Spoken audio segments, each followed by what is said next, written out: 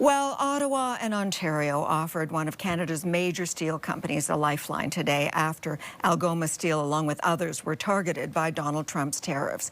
CTV's Rachel Aiello now on the loan and how it's meant to be applied. Hi, Rachel. Sandy, Algoma is Canada's last remaining independent steel producer, and the government said today that this financial lifeline is tied to the company's desire to find new markets and to make new products. And that retooling in the face of tariffs isn't cheap. The federal and provincial governments are loaning this Ontario steel plant $500 million. I think the critical part of it is it gives us the liquidity to pivot our business towards the future of Canada.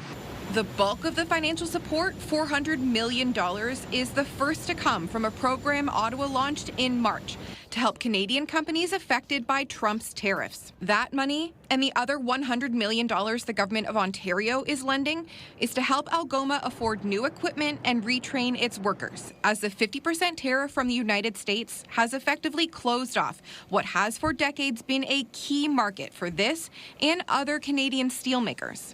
If we don't have Canadian-owned steel companies, then we are vulnerable to the whims of other countries, other markets, and we can't have that. The steel sector has already seen more than 1,000 layoffs since the trade war started.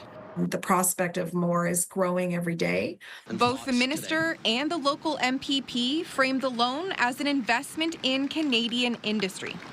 We are fighting to protect a company that is truly a Canadian institution. But the federal Conservatives said they'll be scanning the fine print. Mark Carney is repeating the same Liberal talking points of the last 10 years, claiming that when he borrows and spends, it is an investment. A federal official told CTV News today that Algoma is so far the only steel company in Canada to apply for this funding.